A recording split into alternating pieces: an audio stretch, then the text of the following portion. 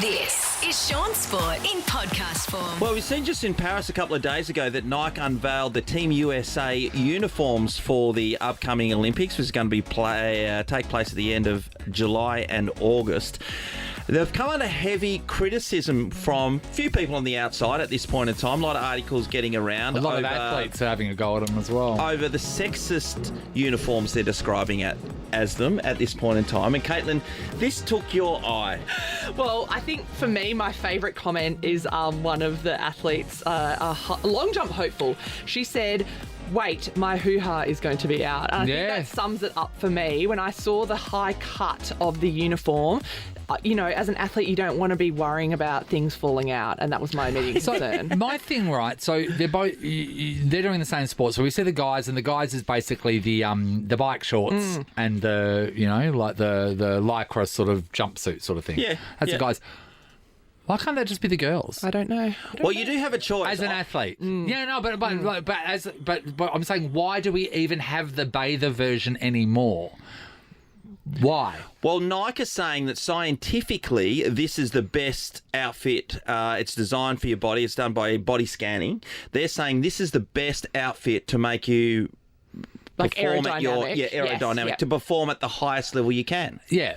But the athletes that, and plenty have weighed in on this, have said that is ridiculous. They're saying that it's, just seems like there was not a woman in the room when they were designing by this. The patriarchy, I think it's been said. Is there any reason for the hips to be that high up, Caitlin? Look, in your opinion, if you're going to go off scientific and say this is going to help you perform the best, that's absolutely fine. But I think at the core of things as an athlete, you have to be comfortable if you're going to perform well. And so for some athletes, if they want to choose that and they're going to be comfortable in that outfit, that is fantastic.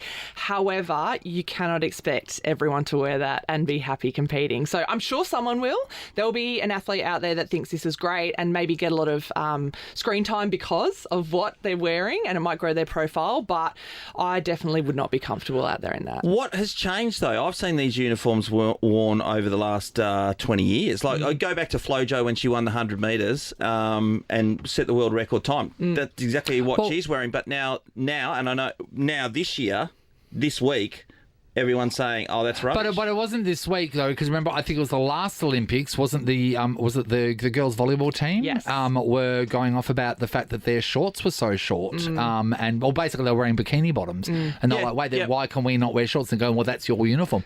It's your uniform because uniforms that style was set back in the day where men made the decisions for women. Yes, and it is the patriarch. Yes, but we're seeing shifts, which is really exciting. Even in gymnastics now, we've seen teams wearing full length, skins and things like that. And it's, what you're going to be most comfortable in to perform.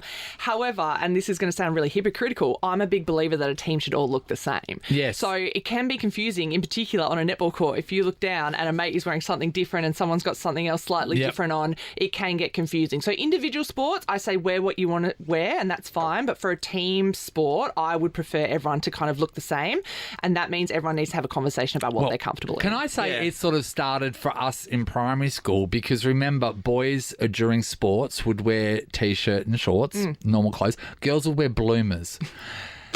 There was something so strange about the fact that we thought girls doing sport must wear shiny knickers and that's it. And some of the girls in our school, they'd want to wear a skirt over. It's like, no, get your skirts off, wear your bloomers. It's like, what do you do?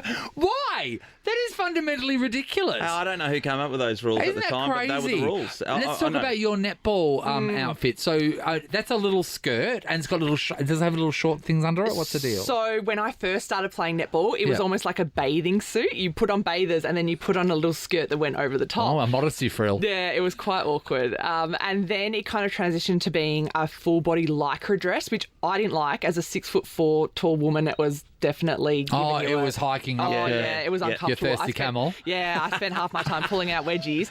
And then it became an A-line dress, which I think is what's best at the moment for the netball girls. You wear your shorts or whatever you want to be comfortable underneath, bloomers if that's what you wanted to wear. But it's almost having something that's long and baggy, it doesn't help you perform your sport well. No.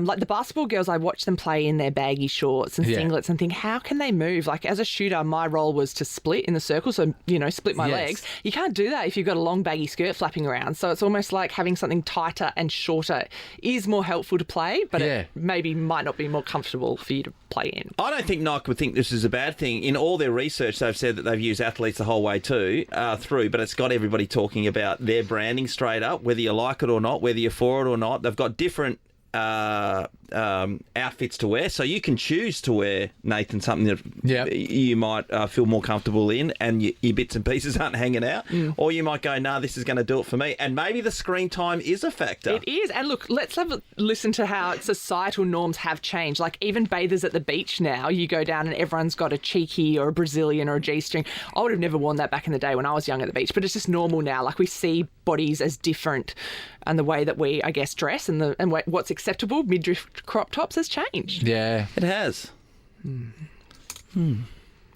Shaun, how are you going to fix it? I don't know. I'm going to fix it by giving away some tickets to the West Coast Fever, Nathan, who are playing their first home game Shaun, of the you know season. what? That will fix it. Caitlin, will you be at this game? I will be at this game. I'm absolutely frothing about this game. A little bit of a blockbuster here because Courtney Bruce, old Fever captain, will be returning to play against her old side for the first time. When I left the Fever and went to play for the Lightning. Traitor! I know. I know. What you did to our state, that was so horrible. Well, I got booed when I came back. So, did you? Yeah, I got booed by the Perth crowd. So I'm interested to see the reception that Courtney Bruce gets when she comes back. If there was no boo, you're going to stop the boos? No. Imagine that. Oh, everyone, that's terrible. I'm going to be on comms as well, so that's going to be really awkward. But no, so both teams had a super, super huge wins in their first round. So, it's going to be an exciting game. Shaun Sport in podcast form. No surprises for West Coast Eagles young star getting the Rising Star nomination, Harley Reid, after his 27 possessions. If you look at the back page of the paper, well, they've really gone over the top this morning, I think. Look, I learnt Photoshop when I went to design school at Curtin, and they've really gone for it. They've put him on the head of Mr. Incredible. Yes, they have. But they've given him a very wide neck, Shaun. Yes, they certainly have it in that case. They put Reid in the middle of incredible. Oh. Do you know what? I have so much appreciation for the person that comes up with headlines, because you think coming up with funny puns is just going to be like flow. It is not. It is so hard when you're actually at the coalface and you're like, oh my God, I've got to come up with a headline. Something that maybe rhymes. So where does it fit in? Is there someone at the West that is your go-to pun person? I think so. I think sometimes you'll send off a column and you might put a headline on it with like a question mark, and then you'll see it in the paper and it's been completely changed. So yes, that is someone else's job to come up with headlines at times. But sometimes we'll bounce them off one another. Like when Locke Rawlinson made his debut, we're like, okay, like what are some ideas? And we're like, what rhymes with the Locke? Yeah, all this stuff. So it is a bit of fun. Like I enjoy that side of things, coming up with headlines and potential tags. Yeah. I think the one thing with Harley, I was thinking back to him playing so well. Well, he's the number one draft pick, and he was talked about being a generational talent, and clearly he is. He's a generational talent. West Coast Eagles, everyone kept saying, they should trade their number one pick, get a couple of picks, and then bolster their team that way, in quick succession. But he's a Jet, right? No surprises there at all. The one thing that I wonder for him, so he's playing so well, but it's all new to him, right, Caitlin? So take you back to when you were first playing. You take the field or you take the court and you're standing, as an 18-year-old, you've come out of playing against kids your own age, probably, for the most part. Yep. And then you're playing against people that you've swapped cards about, your heroes. Dusty and Martin you're standing and all that right sort of next stuff. to them. Yeah. Gives Dusty Martin the don't argue during the game.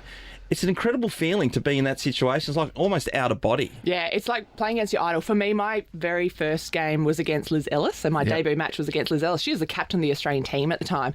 And it's pinch yourself moments, because you're like, I've idolised you, I've watched you on TV, and now I'm standing next to you. And I think if I flip that, and I've been the experienced player with a debutant against me, it's so hard. You don't know how they play. You know that they're just living off adrenaline, like they're going to go to another step. It's really tough. Because we are bitter and jaded by that time. Because sometimes they even in radio, you get some, new breath of fresh air talent that comes in, and they're all just so excited about everything, and we're like, God, we can't wait to squash that out of you. We do. We say it every single time. Harry, how positive were you when you first started here? So excited about life. Now look at him. Now No, really, just look into his now eyes. every day Harry wears my 21 years on his shoulders. He carries it. So you reckon by halfway through the season, Harley Reid's going to be like, I'm over this. I'm over this. No, I hope he stays with it. Obviously, he'll get tired at some stage because young players always do. We all know that we've been in that situation. But the energy he provides and, of course, the fascination the WA public have with him is huge. I really do hope that the good old Australian tall poppy syndrome doesn't come by, because we've been celebrating Harley non-stop for a while now, and of course there's always just the other hammer waiting to drop, and I feel like sometimes it's really unfair for people to do that. They just want to change the narrative. I hope that doesn't happen with him. Yeah, no, I agree with you, Nathan. Sometimes we put some, we heighten people's profiles on purpose to then to get pull them them up. down. Yeah, and hopefully that's not the case as well. And finally, I was watching the World Surfing League yesterday because the Margaret River Pro was underway for the men's division just yesterday, and the state government announced that they will be getting behind this event until 2028, which is great. And if you ever watch the coverage, and I know it's a small event for people who aren't into that stuff, and it's quite a small event, but they do a really great job in the coverage, always talking about how good WA is and how the lifestyle over here is just amazing to get over here. So hopefully the promotion of the West and the Southwest in particular continues. Shaun Sport is a Nova podcast. For more great comedy shows like this, head to novapodcast.com.au.